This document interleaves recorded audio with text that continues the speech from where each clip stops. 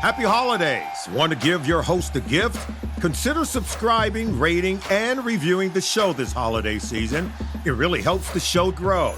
From all of us at Believe, have a Merry Christmas, everyone, and a happy holiday. Trojan family, what's up? Welcome back to the USC LAFB show here on the LAFB Network. I'm your host, Ryan Dyrud. Another transfer portal departure for the USC Trojans. True freshman running back Harry Dalton announcing that he will enter the transfer portal when it opens in January. This one to me, guys, this is surprising to me, but not concerning. And so let me explain that.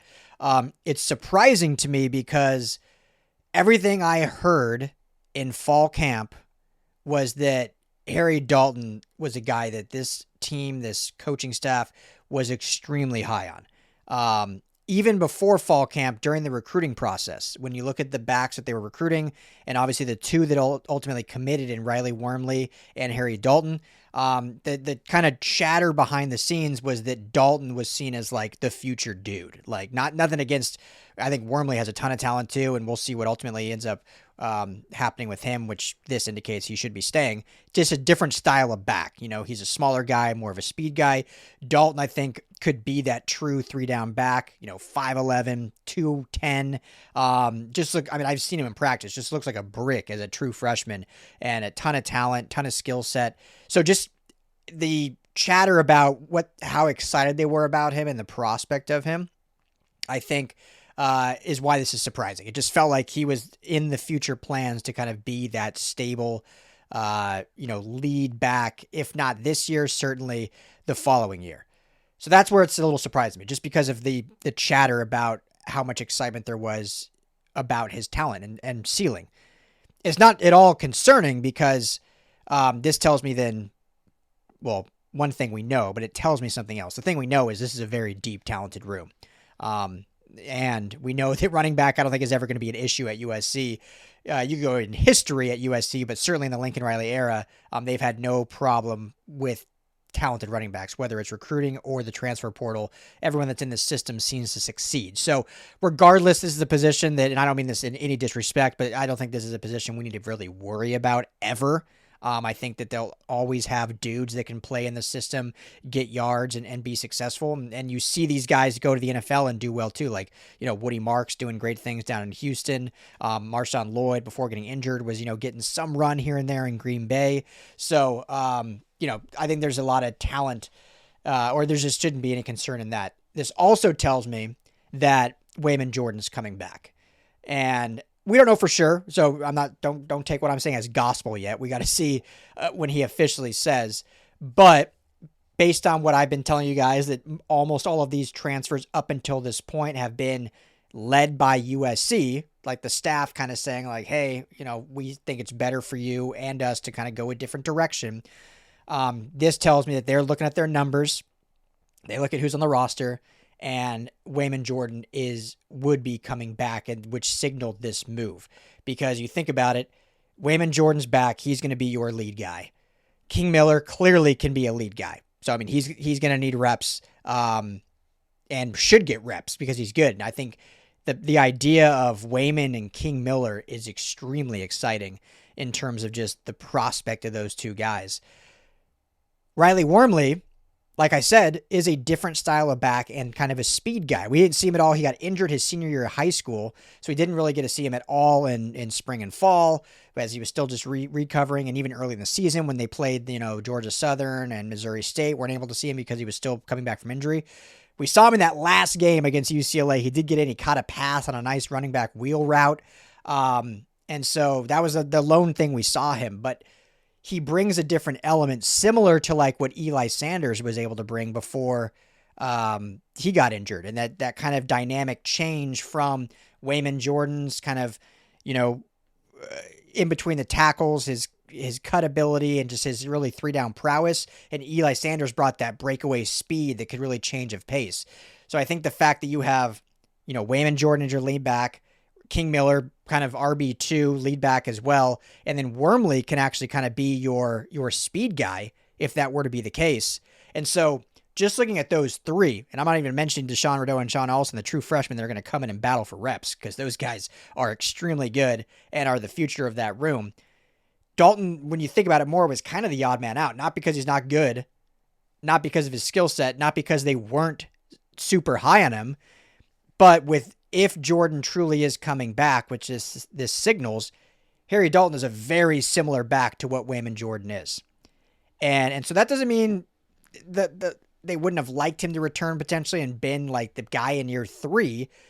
But if you're Wayman Jordan, or if you're Harry Dalton in this day and age with his skill set, he can go somewhere tomorrow, sign, and I'm not saying like every team, but he can sign somewhere with a team and be the dude starting in the spring camp, where just knowing what this roster is, you want competition, so you don't want guys that shy away from it, but it'd be a battle for him to not be RB4.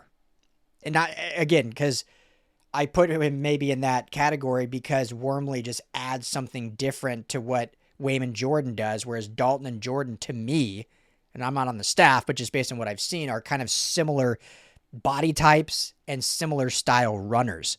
So then that you can get a guy like Wormley on the field because you're changing it up, you're doing different play calls, his pass catching ability out of the backfield, obviously, as we saw on that wheel route, and then obviously King Miller is King Miller, and he'll get his. So surprising because of what I heard before, not concerning because of the depth of the room and the style of runners that they have from RB1, RB2, RB3, and then the 2 freshmen. So we'll see now if this actually does indicate they'll get a portal running back just for depth. I don't see them going after and getting a guy that they want to come in and start, but you might need another body now for depth, losing two backs to the portal, but you got 2 freshmen coming in. So it's kind of like when you look at the numbers, how we always do, you're losing 3 essentially. Again, this is assuming Jordan's coming back. You're losing Eli Sanders to eligibility, and then these 2 portals, Jackson and Dalton. So you're losing 3.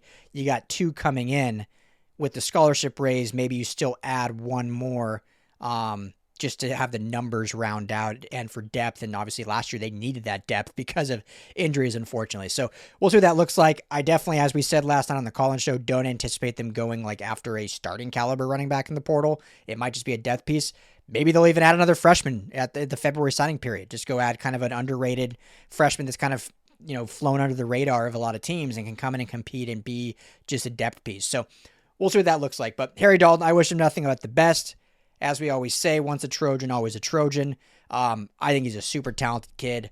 I think he's going to be extremely good where he goes. And I know I've said this about a lot of these kids when I come on here and do this. I'm not trying to just sound like a homer and pat these guys in the back as they go. I truly do believe that, USC has recruited a lot of really talented kids, and just the day and age this is, you can't just hang on to all of them. And so it's sometimes in the best interest of the kid to go on and find another opportunity. And sometimes it's in the best interest for the university to say, hey, we don't want to just, hold you in the fold. Like you might as well go somewhere else and not just be a depth piece here. So, yeah, so I'm not just saying it to say it. I really do think he's really talented and really good. And I wish it could have worked at USC, but just with the depth of this room, with the guys coming in, again, another numbers game thing, to where, he's going to go find somewhere else, and we'll see what it is. Hopefully it's not, a Big Ten team that they play next year. Hopefully it ends up somewhere else. So, he's from Virginia, East Coast kid, so maybe he ends up out in the ACC or SEC somewhere out there and can really shine. So, wish you nothing but the best, Harry Dalton. As of now, that's the last. I have it here on the screen. We have our message board tracker of all the transfer portal departures. I'll create, obviously, a new thread once we start getting some additions. So I'm not really writing a ton of articles anymore. I'm really just honing in on video and the message board. I think the message board is just an easy way for us to communicate, get information to you quick. So make sure to tune into that message board, subscribe to it, sign up. It's free. Chat back. I mean, it's a message board. So I want you guys to drop your stuff in there, whether it's asking questions or even when you see news break, you can start a new thread. Works just like any other message board out there that I'm sure you guys are a part of. So check that out to stay up to date on all this stuff. So we'll see if anyone else enters the portal. Maybe when I'm done with this video, maybe another one will come. But as of now, just Harry Dalton, running back, entering the portal when it does open January 2nd. Thanks, family, for always tuning in. Make sure to hit that like and subscribe. As always, fight on. Hey, Trojan family, thank you so much for hanging out and watching the USC LAFB show. Before you go, let me tell you quickly about our friends over at Sleeper. Go right now, download the Sleeper app. It's the #1 sports app, not just for season-long fantasy, but they've got live pickers, they've got live stat updates, they've got a chat that you can chat with other users, plus the daily pick'em, which is a blast, or daily fantasy, whatever you want to call it. You go and pick 2 to 8 players across any sports. If you're talking USC, go choose J.D. Mayav in his next matchup. Pick more or less passing yards, more or less touchdowns. You stack those, and you can win real money. When you go to make your first deposit, make sure you use our promo code USC LAFB. You're going to get a match deposit up to $100. Put in $100, you get $100 free to play with from Sleeper. Put in $10, they'll match you that $10, so now you're sitting at $20 to play with. But also, right now, for any new users, no deposit required. You get $20 free entry. You can stack both. You can get the $20 for free. Go make a deposit. Use USC LAFB, and now you've got a bunch of free money to play with right there on the Sleeper app. Check it out, Trojan family, and when you do, tell them the guys at the USC LAFB sent you.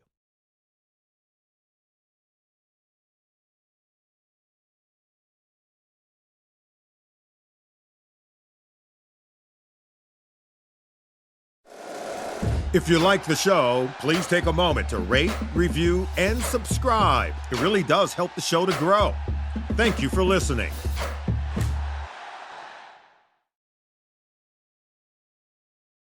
Happy holidays. Want to give your host a gift?